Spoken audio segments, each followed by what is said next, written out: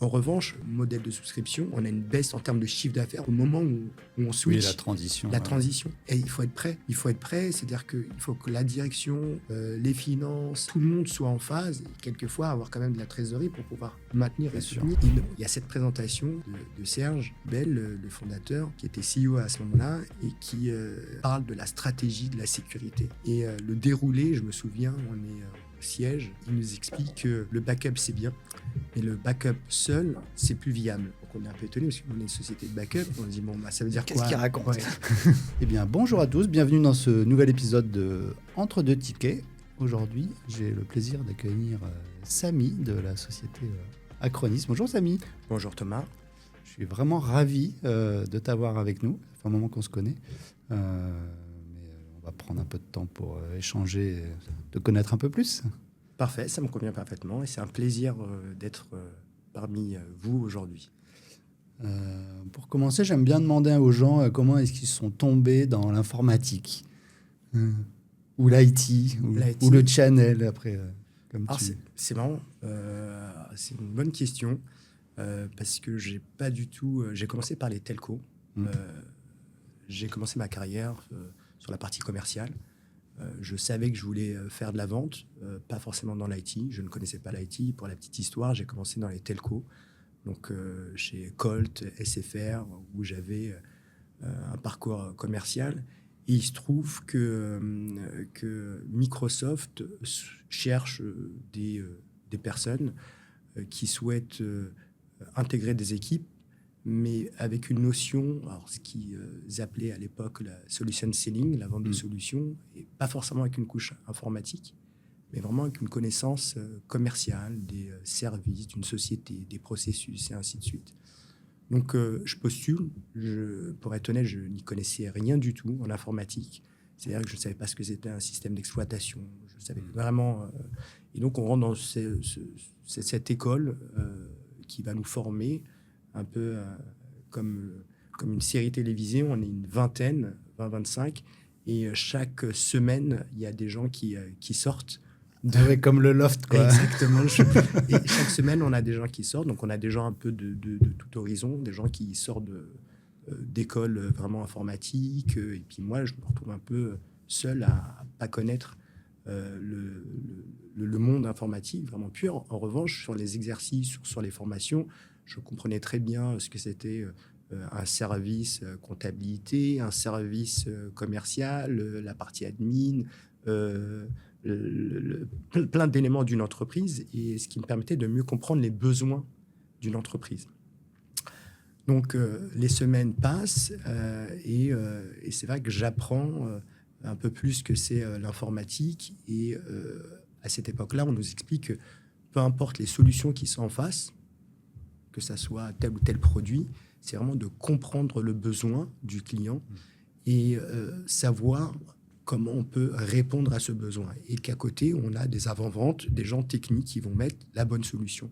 Et pour donner un exemple, lorsqu'on parle à cette époque-là de dématérialisation des procédures, moi, je sais que voilà, c'est plus de papier, zéro papier, mais je ne sais pas les solutions derrière qu'on met en place. Mais j'ai un avant-vente qui explique. Et sur tous les exercices, j'avais mon panier moyen qui augmentait, qui était beaucoup plus important que les autres, parce que le fait de ne pas associer un besoin à un produit, j'avais quelque chose de plus large.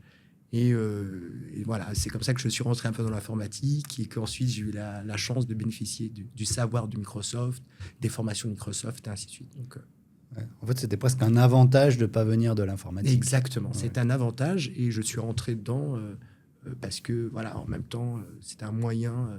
Puis Microsoft, même si on ne connaissait pas forcément l'informatique, il y avait quand même certaines notions de base qui permettaient de savoir que c'était un gros acteur quand même de l'informatique. Alors, tu sais que j'ai aucune formation en informatique non plus. C'est vrai ? Ouais. Je crois que tu développais un peu ou... Non, même non. pas, non ? Non, je suis ingénieur en mécanique. En mécanique, d'accord. Et donc, comment toi, tu es rentré dans l'informatique ? En fait, j'ai toujours été passionné d'informatique gamin, donc j'ai monté mes PC, etc. Okay. Depuis gamin, mais j'ai jamais étudié dans l'informatique et j'ai commencé ma carrière ingénieur en mécanique. D'accord, mais il y avait quand même une notion un peu autodidacte qui permettait Ouais, je plus on va de dire dans chercher. l'autodidacte. Voilà, ok. Bon, il y avait quand même des Mais appétences après, pour du coup, quand j'ai monté ma première société, j'ai fait plein d'erreurs. Tu vois, un jour, j'ai commandé un serveur rack. Je pensais qu'il rentrerait dans mon petit boîtier de brassage. Ok.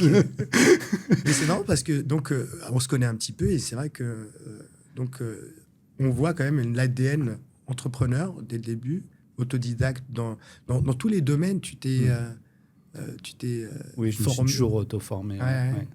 Ah, c'est intéressant. On Ouais, voit que il y a un parcours comme ça atypique. Et en même temps, c'est intéressant parce que est-ce qu'il faut être formaté ou autre pour avoir Je pense, comme tu des dis, je chemins pense qu'un des réussis. gros avantages quand tu es moins, comment je vais dire, un peu formaté, tu vois plus large en fait. Et du coup, comme toi, tu connais pas forcément les produits derrière. Quelqu'un qui est formé sur les Formaté, produits, il va bah, penser produits produit et puis voir avant. comment il va les mettre en Exactement. application et non C'est le l'inverse. côté un peu penser Ouais. en dehors de la boîte Ouais, là think que out les of the Américains box. exactement que les Américains aiment bien dire. Et c'est vrai que je pense que euh, le formatage, en tout cas, il y a des notions d'apprentissage qui sont quand même intéressantes. On va pas non plus dire que l'école ou que les formations, et d'ailleurs dans mon parcours ensuite, c'est ce qui m'a manqué, donc on y reviendra peut-être, mais j'ai dû reprendre les études à un moment parce que le côté autodidacte ou apprendre, c'est bien, sans être formaté, mais avoir quand même certaines bases très solides et des théories qu'on prend du temps à acquérir. C'est vrai que quelquefois l'école est aussi... Ouais, je pense que des fois, il y a un peu, je vais pas dire le syndrome de l'imposteur ou une certaine Alors, légitimité. c'est exactement ça. C'est marrant, tu touches vraiment sur quelque chose. On n'en a jamais parlé.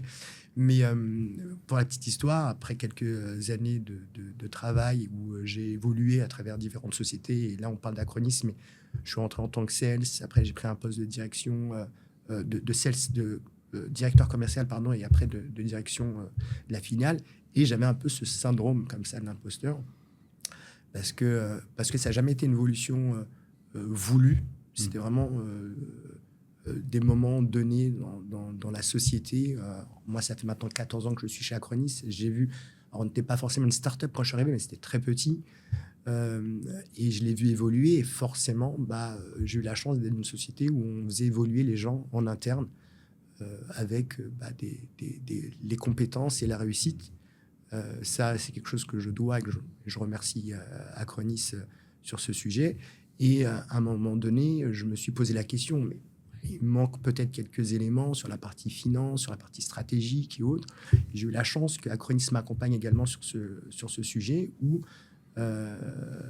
j'ai pu reprendre les études en faisant un exécutif MBA à HEC. Donc, où on m'a permis pendant plus de 2 ans et demi chez Acronis à faire cet exécutif MBA, en plus dans une école quand même assez prestigieuse et sympa, donc HEC. Et je pense qu'effectivement, c'était également pour gommer un peu ce syndrome qui est resté en moi. Plus légitime après plus légitime après. Et j'ai réalisé qu'en réalité, ce qu'on disait, pour revenir sur le sujet juste avant, que j'ai acquis à travers cette école des noms de méthodologies que quelquefois on met, toi et moi, en tant qu'autodidacte ou entrepreneur, 10 ans, 7 ans, 5 ans à faire et à découvrir parce qu'on essaye, on se plante, on découvre et on a un cheminement.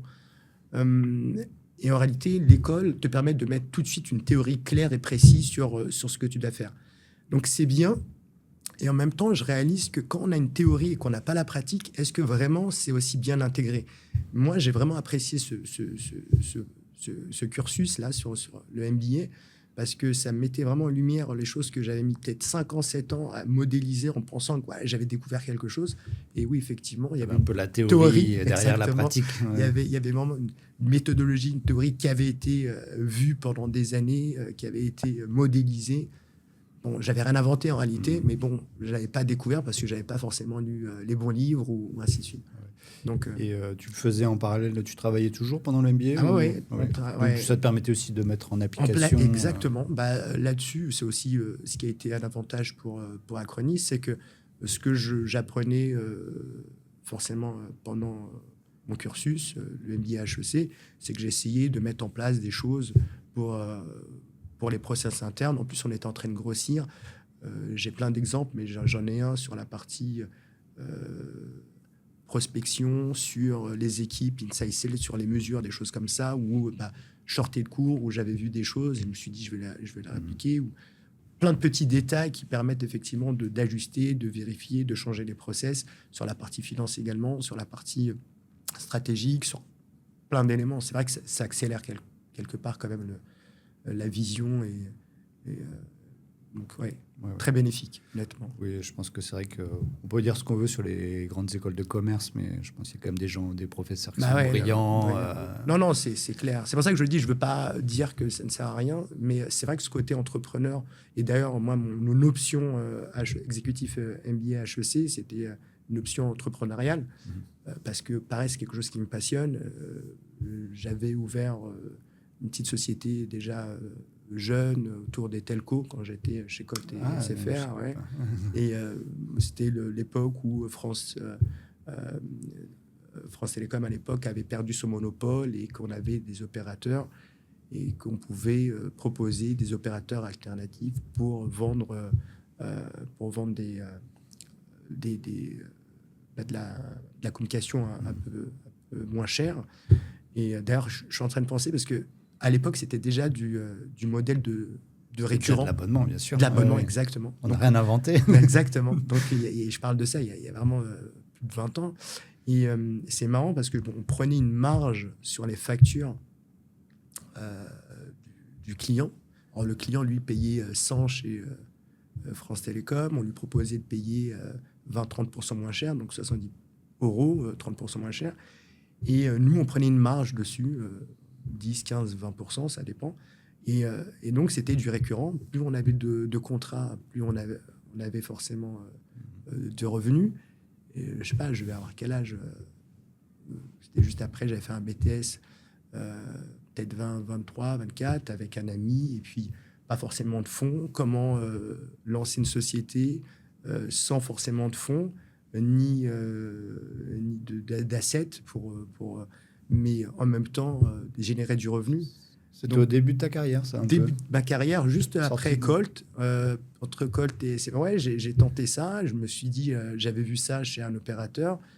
Et au bout de quelques mois, je me dis, je vois rien de compliqué. Il fallait juste trouver le bon opérateur qui était d'accord. Donc là aussi, très difficile, parce que quand tu es un peu jeune... pas trop d'expérience, expliquer, donnez-moi votre confiance, je vais acquérir. Alors, bien évidemment, à ce moment-là, on essaie d'expliquer qu'on a déjà une base client bien installée, qu'on connaît, pour essayer d'avoir. Et puis, il n'y avait pas trop de risque de l'opérateur parce que lui, c'était de la facturation supplémentaire. Il nous payait que ce qu'il facturait. Mais c'est très intéressant parce que, déjà à l'époque, c'était du récurrent, de la marge, des choses autour de telco. Et trouver des clients. Et trouver des clients. Et d'ailleurs, après, on se rend compte d'autres problèmes, c'est que quand on a beaucoup de clients, c'est de sélectionner ses clients. C'est-à-dire que nous, on était jeunes, on était contents de signer beaucoup de clients, mais à cette époque-là, France Télécom avait des facturations tous les 2 mois, mensuelles. Donc, le client, puis il n'y avait pas forcément que du virement, c'est aussi des chèques et autres. Et là, on fait face à des problèmes de back-office, récupérer l'argent, parce que signer les clients, c'est bien, mais faire encaisser, c'est mieux.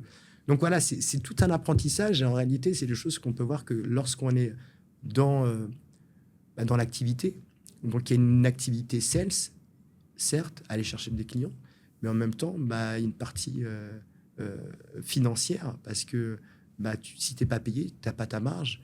Et à un moment, tu fais des choix de segments de tes clients, en disant lesquels je vais aller chercher.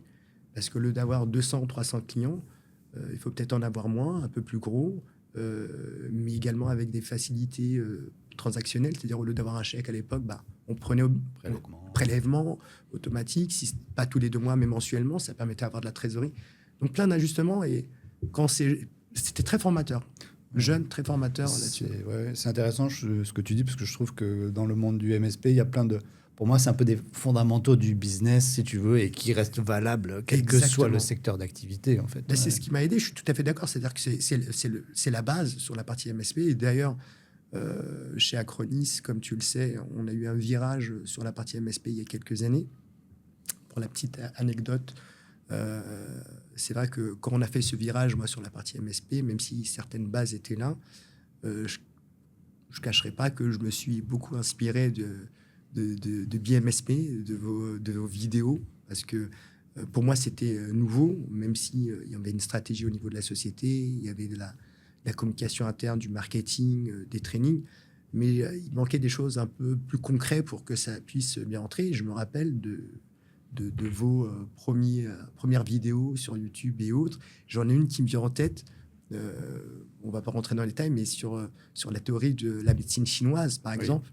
C'était une des premières vidéos qu'en tout cas, moi, j'ai vue. Je ne sais pas si c'est la première de chez vous, mais que j'ai vue et qui m'avait marqué et qui expliquait avec cette métaphore très forte, très, très simple, quelle était l'utilité du MSP aujourd'hui et que moi, on avait à intervenir sur les sujets problématiques du client du MSP. Mieux c'était comme ce médecin chez qui on va une seule fois à l'année, toute la famille, et il nous donne, il rééquilibre un petit peu tout ça. Donc, si tout le reste de l'année, ça se passe bien, c'est qu'il a bien fait son job.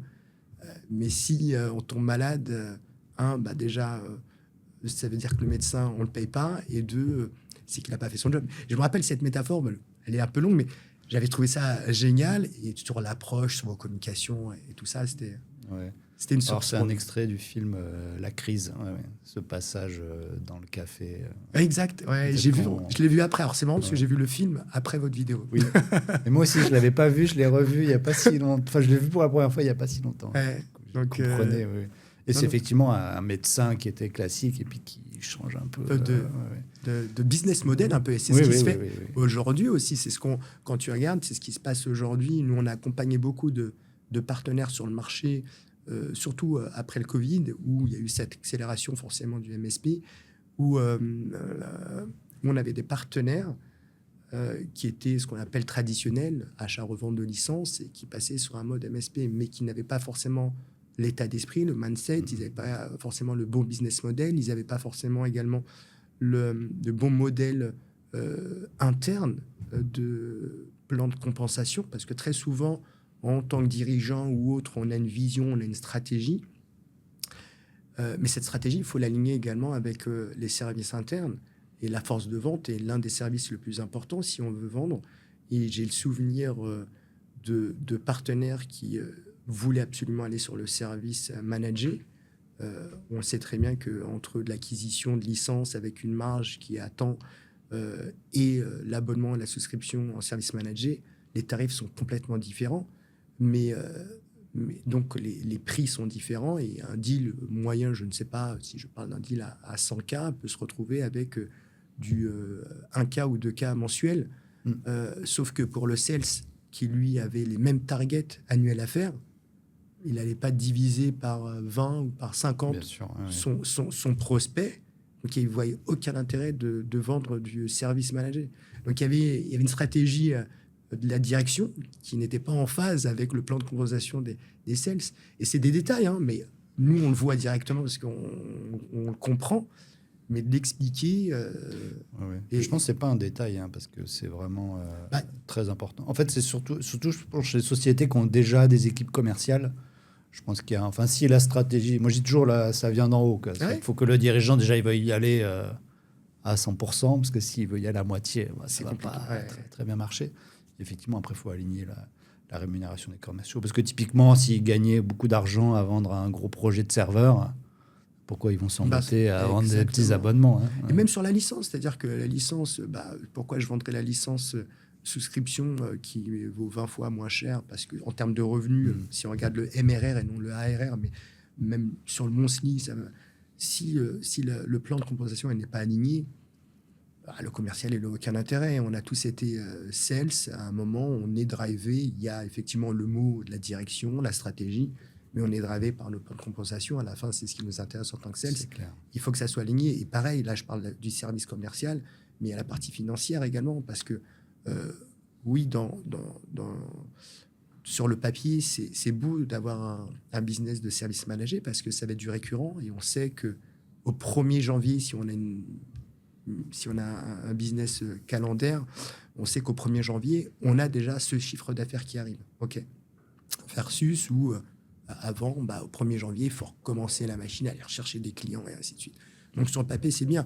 En revanche, pareil, le modèle de souscription, les revenus, on a une baisse en termes de chiffre d'affaires, on a une baisse au moment où on switch. Oui, la transition. La transition. Et il faut être prêt.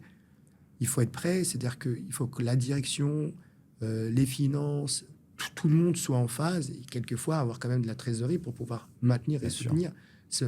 Donc il faut être prêt, voilà. Il faut être prêt. Nous, on a eu vraiment, nous à Acronis, la chance d'accompagner. Alors, je ne parle pas des gros MSP sur le marché qui font ça et qui nativement connaissent tous ces sujets et qui les ont adressés et développés. En revanche, les petits, ce que j'appelle VAR, qui ont voulu switcher sur le mode MSP, ce qu'on appelait le VAR to MSP à un moment donné, ça, c'était intéressant de les accompagner là-dessus. Et ça a été une de nos forces aujourd'hui. C'est aussi pourquoi on a un grand nombre de partenaires.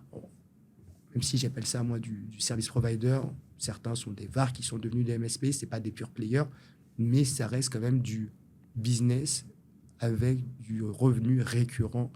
Donc ça, c'est un vrai bonheur pour nous d'avoir accompagné ces partenaires. Ouais. D'ailleurs, on peut revenir un peu sur cette transition d'Acronis vers le modèle MSP, parce que c'est vrai que je l'ai senti de façon assez forte en termes de stratégie, quoi. C'était il y a combien de temps, 4-5 ans que ça s'est un peu fait plus. Alors, il y a une stratégie technologique à la base. On le faisait déjà avec le backup, cette technologie où on se disait, Acronis a toujours été fort sur la consolidation et sur les sujets unifiés. C'est-à-dire que même si on part dès le début, donc création en 2002, même si on repart avec une offre un peu plus entreprise quelques années plus tard, corporate en tout cas, sur le marché, il y avait déjà des solutions qui permettaient de faire de la sauvegarde sur les systèmes, d'autres sur les données, d'autres et ainsi de suite. Acronis est toujours arrivé avec une solution unique en disant déjà on fait une image complète, système et données, on a la capacité de restaurer. Et cette philosophie, elle a toujours suivi Acronis jusqu'au virage du MSP.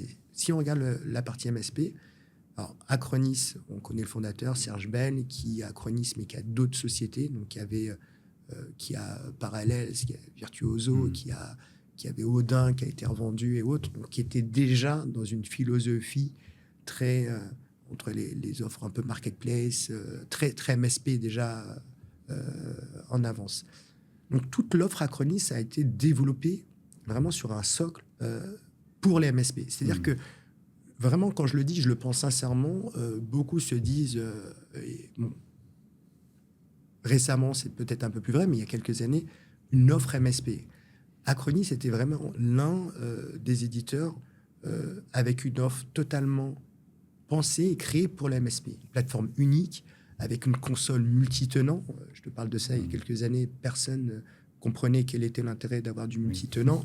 Une offre complètement homogène, développée par Acronis, c'est-à-dire que pas issue de rachat, très important, surtout quand on va rajouter les couches de sécurité.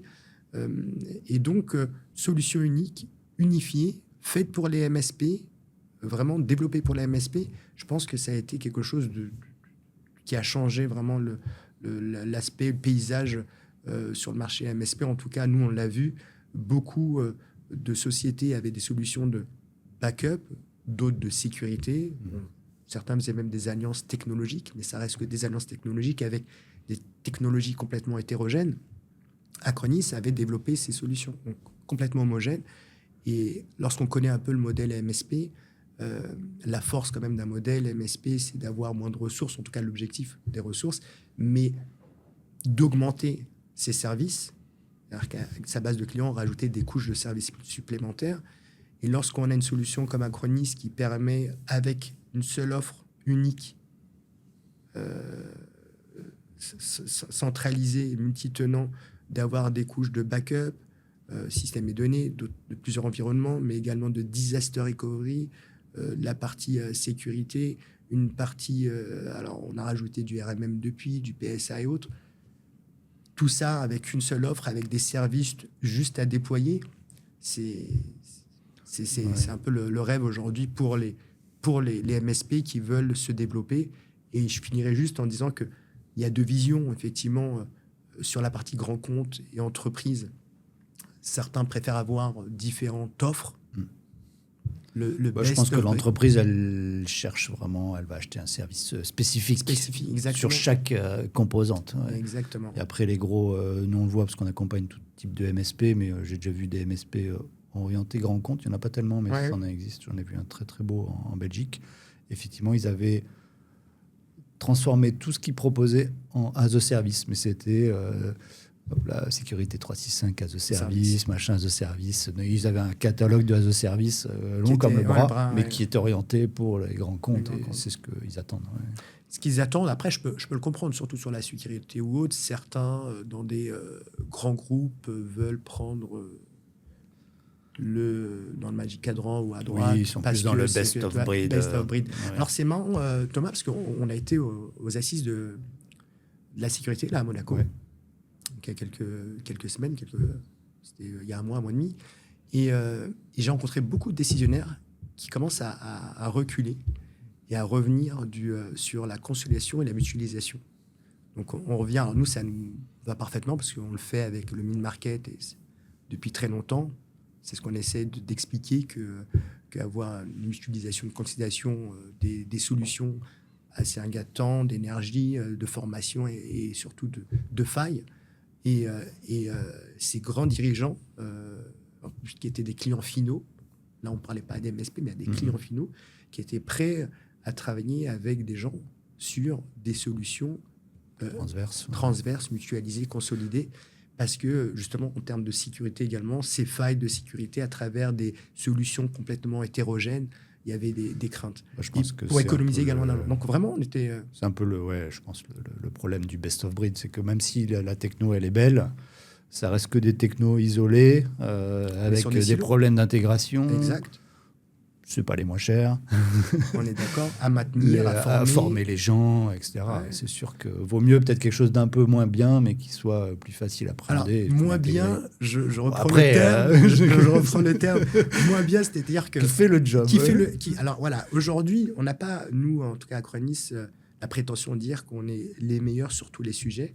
En revanche, comme tu l'expliquais, très souvent, sur une offre d'un éditeur, le client va utiliser 40, 50, 60%. Si je prends l'exemple de ton iPhone, du téléphone, qui a un nombre calculable de fonctions, est-ce que tu utilises donc, lesquelles tu utilises? Et c'est comme ça un petit peu qu'on qualifie également. C'est de quoi avez-vous besoin, vraiment, à 100%, sur les sujets qui sont, on va dire, mandatory. Et on voit qu'Acronis répond à ces sujets. Maintenant, sur des choses un peu plus poussées ou autres, oui, on n'a pas certaines fonctionnalités et effectivement, on le conçoit. En revanche, sur certains comptes où on va avoir le backup, c'est notre historique, donc là-dessus, il n'y a aucun souci. La sécurité, ça fait 5 ans, 6 ans, avec des développements et autres en plus. Ça aussi, je pourrais raconter une petite anecdote, parce que la sécurité, nous, quand on y arrive, c'est une présentation interne il y a quelques années, mais je coupe rapidement, mais je rencontre, donc je vois j'ai la chance, une petite structure, donc le fondateur et autres, c'est des choses sur lesquelles c'est accessible très rapidement sur des kick-offs ou autres.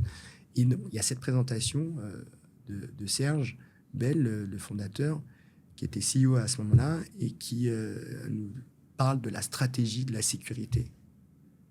Et le déroulé, je me souviens, on est au siège, l'un des sièges, un double siège Singapour et en Suisse, on est au siège, et il nous explique que le backup, c'est bien, mais le backup seul, c'est plus viable. Donc on est un peu étonné, parce qu'on est une société de backup, on se dit, bon, bah, ça veut dire quoi? Qu'est-ce qu'il raconte? C'est-à-dire qu'il va y avoir des gens moins. Donc on est un peu étonné, et puis il déroule le cheminement en expliquant, et le backup, donc la sécurité, c'était vraiment quelque chose qui arrivait, les attaques, on voyait, c'était beaucoup plus commun et beaucoup plus, on entendait beaucoup plus de choses, même si la sécurité, les attaques, les petits malwares et autres, ça existe depuis des années, mais ça devenait vraiment très, très fort. Et il nous explique que sauvegarder une donnée, c'est bien, mais sauvegarder une donnée corrompue, bah, on ne ferait que restaurer une donnée corrompue. Donc, la sauvegarde, c'est bien, mais il faut rajouter une couche de sécurité, parce qu'il faut être sûr que la sauvegarde, que la donnée qu'on sauvegarde soit bien, soit pas altérée, qu'elle soit bonne pour la restaurer, et ainsi de suite. Donc, c'est vrai que dans le déroulé, c'est assez logique. On se dit, bon, bah, peut-être une alliance technologique autour de la sécurité. Et il dit, non, on va développer notre offre. En plus, Sergueï, sur d'autres sociétés, Serge avait fait d'autres choses autour déjà de l'IA. Il était un peu en avance avec la machine learning, des choses et autres. Et il dit, on va faire notre offre de sécurité basée sur telle chose. On s'attend à du rachat. Non. Donc, on se dit, est-ce qu'on a du retard? Et j'ai la chance de discuter avec lui après la présentation en disant, mais c'est quand même risqué. On a Où est-ce qu'on va? Où est-ce qu'on va? Et surtout, on a du retard peut-être. Et il me dit, non, on n'a pas de retard. Aujourd'hui, en tout cas, la sécurité change et les attaques changent et les solutions changent. Donc, on a du retard sur ce qui se passait avant, mais en reprenant maintenant et le développement maintenant, en rajoutant de l'IA et autres sur des choses neuves et existantes, on n'aura pas ce retard. Bien évidemment, au contraire, on sera peut-être en avance sur certains sujets. Donc, au moment où on lance l'idée qui avait déjà bien germé, puisqu'il y avait du développement et autres, au moment où on lance le produit, ça ne se fait pas en 6 mois non plus.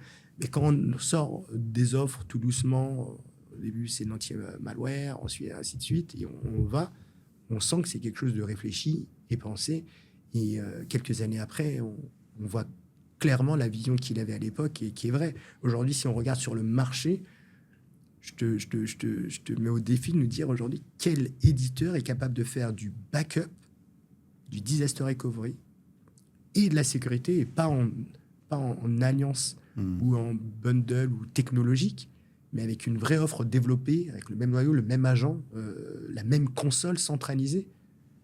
Oui, ça, je ne pense pas qu'il y ait d'autres acteurs. C'est vrai que c'est un cheminement assez original de venir du backup et d'aller... totalement. Et c'est tellement original qu'on est les seuls aujourd'hui. Donc, c'est vraiment original. Mais c'est une vraie force. Et aujourd'hui, pour le segment qu'on adresse et nos partenaires, avoir cette couche... Alors, ce qui est bien, c'est que c'est pas parce que vous avez des solutions existantes qu'on vous dit attendez, arrêtez tout, prenez Acronis ou rien.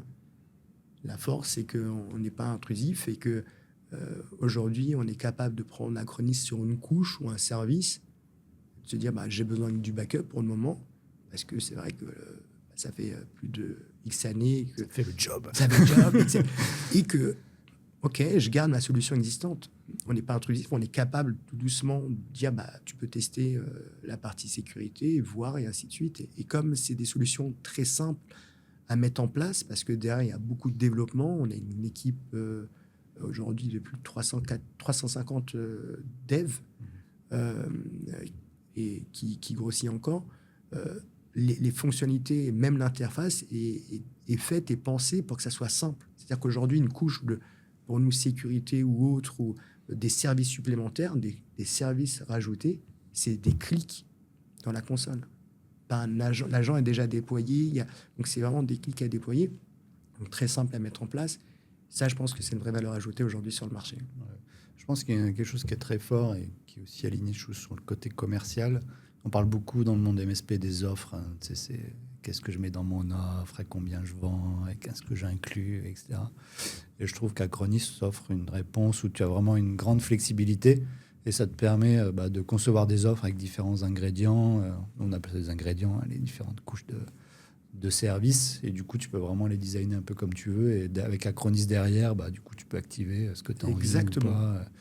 D'ailleurs, on va faire un autre podcast avec Laurent David. Alors, je ne sais pas si tu l'as déjà vu, mais c'est l'expert, je ne vais pas dire mondial, mais presque des offres. Et il est super puissant justement sur ces notions de... Quel plan, comment je fais monter mes gammes, qu'est-ce que je mets en option. Je ne le connais pas. Je le connais, je le connais, mais je n'ai pas eu la chance de le rencontrer. Donc, soit, si j'ai l'occasion de le voir, je serais ravi. Au pire, j'écouterai le podcast qui sera enregistré. Mais pour revenir sur le sujet, effectivement, cette flexibilité, et je suis content que tu le dises parce que vous êtes quand même assez spécialiste là-dessus, cette possibilité de faire vraiment les offres qu'on veut et les designer comme on veut, puisque ça aussi c'est un sujet, chaque partenaire, chaque service provider est différent. Est différent dans la taille, dans sa stratégie, dans sa base client. C'est-à-dire que souvent, on oublie de dire que déjà, il faut comprendre son partenaire, à qui il vend, quelle est sa base. On voit certains, est-ce qu'ils s'en rendent compte ou pas? Alors, nous, des fois, en faisant pas des audits, en discutant avec eux, on leur montre, on voit qu'il y a quand même une appétence très forte sur ce secteur d'activité chez Pokémon. Ah, ben, on n'a jamais remarqué, ouais. C'est que c'est tellement quelque chose qui est ancré peut-être chez les sales ou autres, ils arrivent à rentrer des clients sur ce secteur. Donc, l'offre à proposer doit être en phase avec cette offre, parce qu'elle va être sur ce secteur d'activité, parce qu'elle va être plus pertinente. Donc, oui, les solutions Acronis là-dessus permettent assez simplement, et en fonction, j'allais dire, des besoins de chacun, de créer son offre. Ça guise un peu. Ouais. Et c'est marrant parce qu'on revient au début de notre conversation où tu m'expliquais que tu ne connaissais rien à l'IT et que tu t'es formé sur la vente et que tu étais très bon. Et c'est un peu ça. Et je trouve qu'après, vraiment, les MSP qui sont très bons, c'est ceux qui justement arrivent à faire quelque chose d'assez différenciant, avec des approches métiers un peu aiguisées. C'est là où il y a vraiment des belles success stories. Ouais. Moi, c'est ce qui me passionne plus aujourd'hui que... Je dis pas que j'aime pas l'IT, c'est pas vrai. C'est mon métier, ça fait plus de 25 ans. J'aime l'IT, mais c'est la compréhension. Pour moi, l'IT est l'outil, et je reprends cette expression qui est maintenant devenue mais la vente de solutions, le fameux solution selling. C'est vrai que pour moi, l'IT, c'est un outil qui doit répondre à un besoin. Et la première des choses, c'est vraiment de comprendre le besoin. Et on le voit aujourd'hui... dans nos métiers, certains poussent des choses sans comprendre quel est le besoin, l'utilité client, le process, et ainsi de suite. Et c'est un peu dommage parce que notre objectif, c'est quand même de répondre aux besoins. Et si on ne comprend pas le besoin, c'est très compliqué d'y répondre. Oui, je pense que ça fait partie de... les bases du commerce. Qui ne sont pas forcément, même si c'est les bases qui ne sont pas forcément tenues par tout le monde, c'est un peu dommage, mais effectivement, c'est la base. Ouais. Après, je pense que, peut-être plus particulièrement en France, mais comme dans l'IT, c'est beaucoup de fondateurs, je trouve, qui sont plutôt techniques, de background. Ils poussent des fois un peu la technique. Et c'est vrai que nous, d'expérience, on accompagne beaucoup de MSP, mais ceux où il y a vraiment les plus belles success stories, c'est quand tu as un binôme commercial technique et qui partent plus ou moins de zéro parce que du coup ils n'ont pas d'historique et c'est le. Alors je suis d'accord avec toi.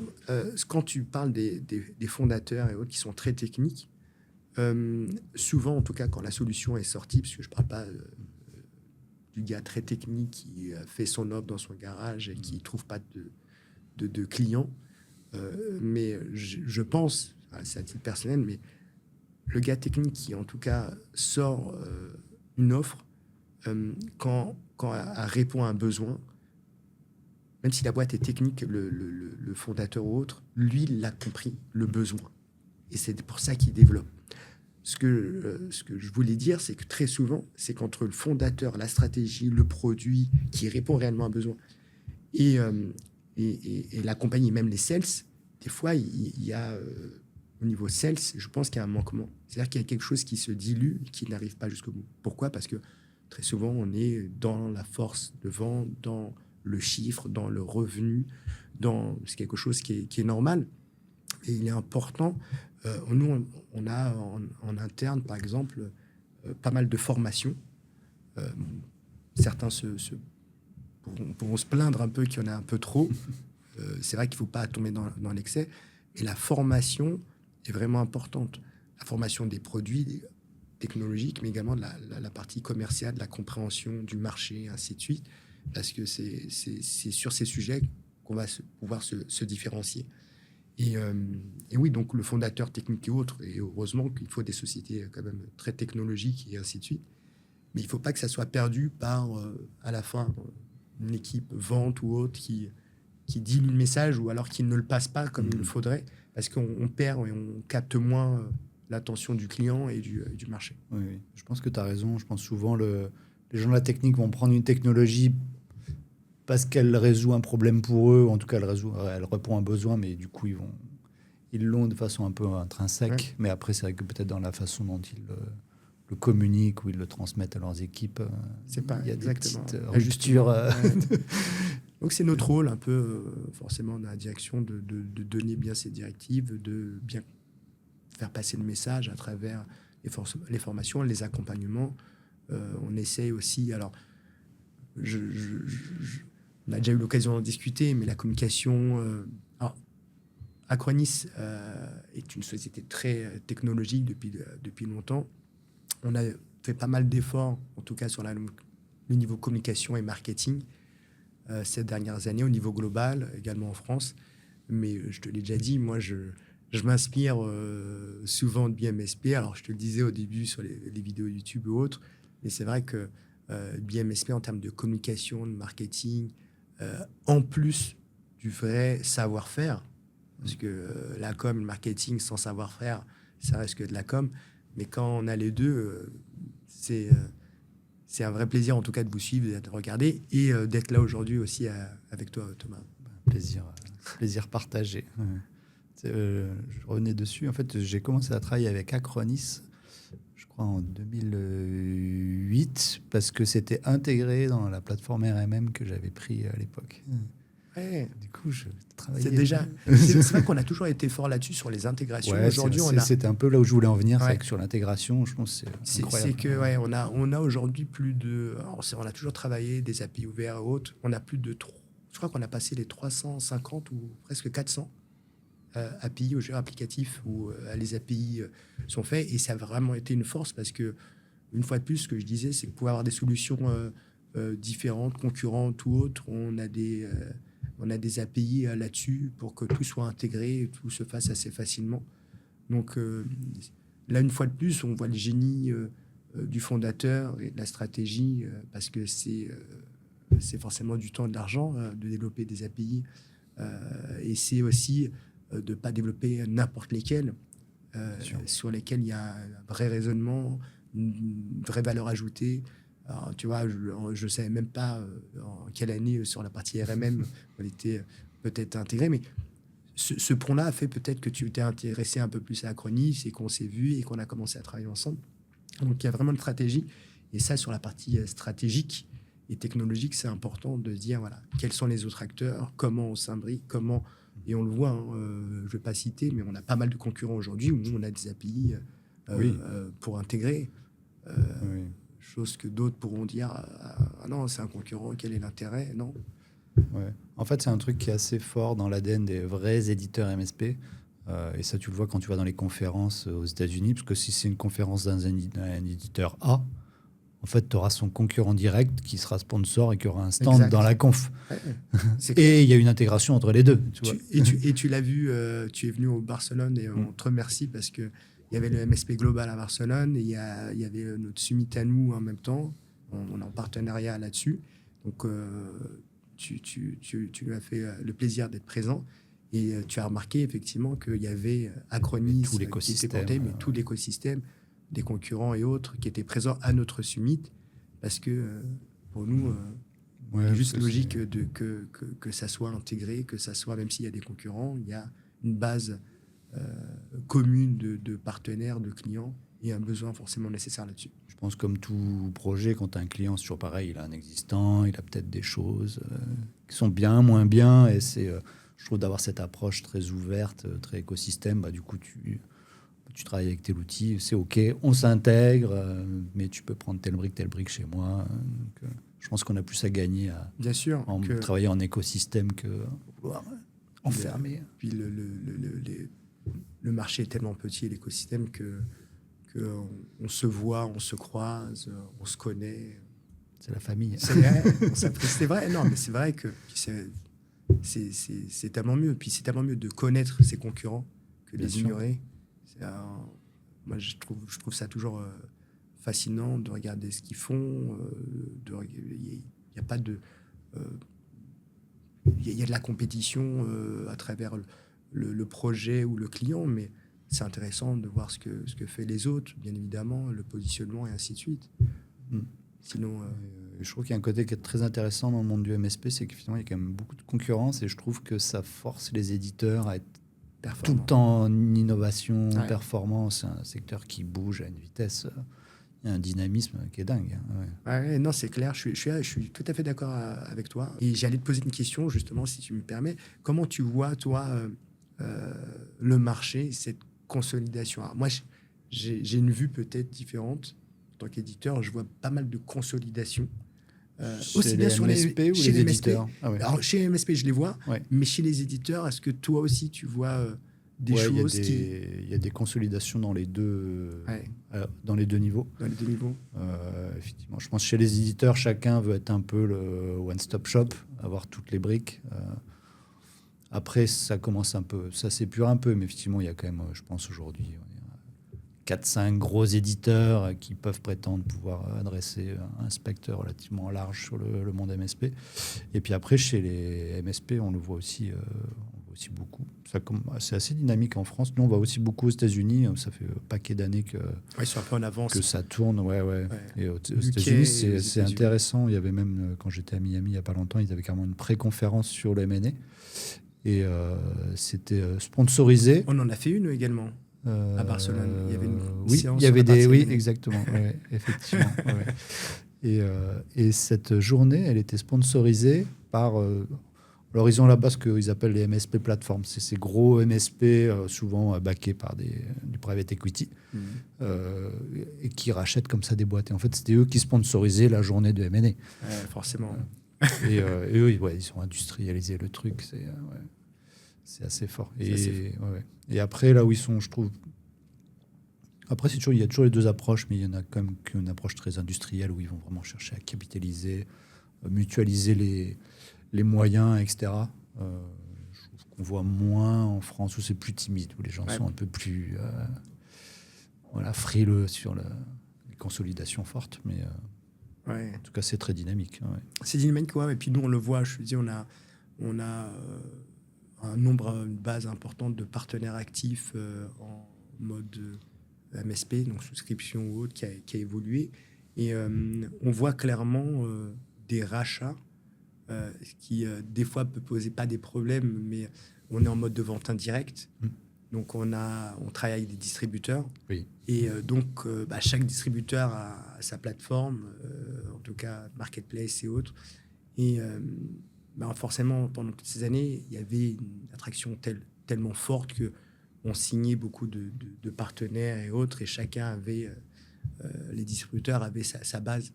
Sauf que avec les consolidations, alors ça peut être soit des rachats, mais quelquefois on assiste également à des conglomérats ou des... tout ce qui est groupement. Groupement, exactement. Et au départ, il y en avait 1 ou 2, 3, 4, 5, 7, 8, 10... un peu chez tel distributeur, un peu chez l'autre. Sauf que quand on arrive à 50, 60 du groupement, à un moment, ils disent on est un groupement, on est tous chez Acronis, mais à travers chez différents distributeurs. On ne veut plus de distributeurs. Exactement, on ne veut plus de distributeurs, ou alors on veut le même distributeur.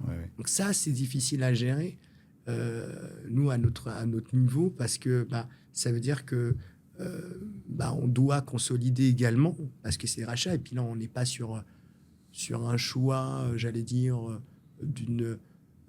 c'est pas juste une envie, c'est-à-dire que c'est stratégique, c'est groupe, c'est centraliser les achats. Bien sûr. Et puis c'est légal, c'est-à-dire que les entités se rachètent. Donc on doit quelquefois avoir ces migrations. Et c'est vrai que ça, c'est la chose qui est moins agréable, parce que sur la distribution, ça peut créer un peu des départs d'un partenaire chez un autre, qui n'est pas dû à Acronis, mais juste à la consolidation du marché. Donc, ils le comprennent forcément. Après, l'objectif, c'est que chacun doit justement faire le mieux pour que cette consolidation se passe chez son distributeur. Mais on assiste, on voit forcément que cette consolidation, il y a un impact derrière. Ouais. Après, c'est vrai qu'il y a toujours cette notion quand tu as deux sociétés qui se rapprochent. Déjà, si elles ont les mêmes technos, quelque part, c'est bien. Parce qu'au moins, il n'y a pas de perte. Mais Alors, après, dans des notre cas, fois... on parle que de même techno parce que Ouais. côté Acronis, ça veut dire que si on fait ça, c'est qu'elles ont toute la même technologie. Donc, effectivement, c'est Des fois, c'est intéressant. l'inverse. Ou ça peut... Des fois, c'est bien. C'est genre une grosse société qui rachète une autre, puis du coup, ça fait grossir Ouais, ça va, c'est vrai. le bébé. Mais des fois, c'est l'inverse. Et Si du ça coup, fait c'est sortir. c'est le groupe qui Alors, fait nous, on n'a sortir pas sa trop, techno. on n'a pas trop ce sujet, mais on serait même plutôt content d'avoir ce sujet parce qu'en réalité, ça nous challengerait. Est-ce qu'on garde et on développe? Alors, ça nous arrive, oui, un petit peu, c'est vrai, quand même, je ne peux pas dire jamais. Mais on préfère ce sujet-là que deux considérations qui ont déjà les solutions Acronis. C'est juste une consolidation. Mais lorsqu'il y a un rachat avec un éditeur différent, là, oui, ça rebat les cartes. Et nous, on aime ça. Hein. Bien sûr. On aime ça. C'est le moment de Et ouais, retourner au front. Très souvent, ah ouais, nous, on n'a pas peur de ça, bien au contraire, et on est très preneur des thèses. D'ailleurs, on met à disposition des trials, on a confiance en nos produits. Très souvent, pareil, l'époque. Moi, il y a des phrases comme ça de mes sales que j'apprécie, que j'aime entendre. Ils me disent, moi, Samy, j'ai pas peur de la concurrence. Ce que je veux, c'est, j'ai pas peur d'être face à tel éditeur. Mon objectif, c'est d'être sur le projet. Une fois que j'y suis, j'y gagne. Donc, c'est quelque chose que Je veux être sur le j'apprécie. ring. Je veux être sur le ring. Pourquoi? Parce que derrière, il y a aussi la technologie, mais il y a également la visibilité. Et c'est vrai que Acronis,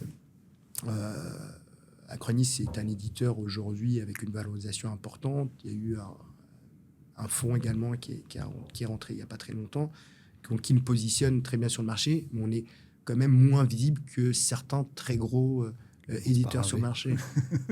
Et ça, on le voit très bien. La technologie est très bonne et c'est pour ça que c'est Sales qui me dit ça. Moi, j'ai pas peur d'être sur ce projet-là. Mon envie, c'est d'y être. Et notre question aujourd'hui, en tout cas des Sales, c'est comment être sur ces projets en amont, comment être identifié chez le client. Là, je parle pour la partie client finaux, hein, pas forcément sur la partie MSP. Et c'est vrai que ce côté communication stratégique, marketing est aussi important. Et quelquefois, c'est difficile de le faire entendre, en tout cas en interne, chez nous. Comme c'est très, très développé technologie. Je vais donner un exemple sans citer de nom où j'arrive à l'époque à un VMworld, je crois que c'est à Copenhague. Je parle de ça il y a 15 ans ou 16 ans, je me souviens. Et je vois le nom de mon concurrent, un concurrent important, partout, à l'aéroport. Je crois que c'est même à Barcelone, le VMworld de Barcelone, sur le tarmac, l'avion, il y avait à côté sur les champs, bref, une communication folle, de l'argent. Le produit était plutôt bien, mais plutôt bien, pour être honnête, mais la communication, la force de la communication, de marketing était tellement fort que voilà, ça se vendait pas, quoi, ça s'achetait presque. Donc, Acronis n'a jamais été la société où on va dépenser beaucoup pour le marketing et la communication. On a une communication marketing qui est là, qui est présente, qui est forte. J'en suis content et elle s'améliore d'année en année, mais avec une vraie compréhension des dépenses, avec un ROI, donc vraiment là-dessus. Et c'était la volonté également, c'est la volonté du fondateur à l'époque et même du CEO aujourd'hui, c'est que voilà, le marketing, ça doit être un sujet, mais qui doit être maîtrisé dans les coûts, alors que j'ai vu d'autres éditeurs dépenser sans compter. Des fois, il y en a, tu te demandes où ils trouvent l'argent. Ah ouais, ils font des trucs. Après, c'est vrai que si j'en avais les moyens, est-ce que je le ferais? Je pense que oui. Mais ce qui est aussi intéressant, c'est que quand tu n'as pas les moyens, qu'est-ce que tu mets en place? Ça te permet d'avoir plus de réflexion, d'avoir plus de brainstorming, des choses. Il faut faire des choses smart avec de l'impact. Exactement. Donc ça te remet en question en même temps. Donc c'est intéressant. Et puis ça ne nous a pas empêché ces dernières années de faire des très belles croissances, de continuer à grossir, aussi bien sur le chiffre, pardon, mais également à travers les équipes. Et puis Et puis on est sur tous les territoires, quoi. On a la chance quand même de travailler aujourd'hui. Il n'y a pas une partie du monde qui n'ait pas travaillé chez Acronis. On est sur plus de 135 pays, 37 sites, plus de 2500 collaborateurs, de la R&D. Tous les continents sont touchés. Moi, j'ai la chance de driver la France, mais j'ai récupéré l'Afrique depuis quelques années, qui est un continent également formidable en termes de développement et des vraies opportunités en termes technologiques. J'étais il y a 10 jours en Afrique du Sud où on voit que... J'ai vu les photos. Ouais, non, c'était agréable. C'est vrai qu'on a fait un petit tour de l'Afrique du Sud, de différentes villes, mais on voit quand même qu'il y a une vraie... C'est vraiment dynamique et autres. Donc, agréable. Top. On va bientôt devoir conclure. Juste pour conclure un petit peu, c'est quoi Acronis, les années qui arrivent, un peu le chemin on pourrait parler de l'IA pendant très longtemps, je pense. Exactement. Alors, en quelques phrases. Alors, quelques phrases et quelques mots. Continuer à être ce socle unique pour les MSP, simple, centralisé, multitenant, rajoutant des services, puisque la force quand même d'un partenaire et d'un service provider, c'est de rajouter des services supplémentaires, des couches supplémentaires sur une base de clients. Acquérir un nouveau client, c'est bien, mais garder déjà ses clients avec un coût d'acquisition de clients, c'est beaucoup mieux. Donc, on peut faire du cross-selling, rajouter des couches supplémentaires. Donc, ça va être également des choses importantes sur les années à venir. Et effectivement, on a notre nouveau CEO qui arrive. Je l'annonce, c'est pas officiel, mais on a eu une communication interne. J'ai déjà vu passer des choses. C'est vrai ? Oui, oui. Donc, JJ c'est officiel, c'est officiel. C'est officiel. Oui. Alors, depuis très peu. Alors, j'ai encore le décalage peut-être d'Afrique du Sud, mais c'est JJ qui est en réalité une personne qui est chez Acronis depuis des années, qui était partie s'occuper de l'entité de Virtuoso et qui revient. Donc, on a la chance parce que c'est une personne qui connaît très bien l'offre, qui connaît Acronis, qui connaît également l'équipe et la direction. Moi, c'était mon manager direct pendant plus de 3 ans, mais qui revient, qui a une grosse connaissance sur la partie MSP et le développement de l'IA qui va être accéléré. On l'utilise déjà à travers différents services chez Acronis, sur la partie backup, sécurité, beaucoup sur la partie sécurité, sur la partie également reporting et autres. Et ça va être l'accent sur le futur. Je pense que dans quelques années, les choses auront bien changé. Je te remercie pour cet échange. Merci à toi. Merci beaucoup. C'était vraiment très bien. Également, merci. En tout cas, c'était un vrai plaisir. Pas un exercice que je pratique, pratique, ça s'est bien mais passé. Ça s'est très bien passé. Et puis, c'est parce que j'avais en face de moi une personne qui était tellement rassurante et agréable. Donc, merci beaucoup pour l'invitation, Thomas. Et j'ai pas vu le temps passer. Avec grand plaisir. À très bientôt. À très bientôt. Merci.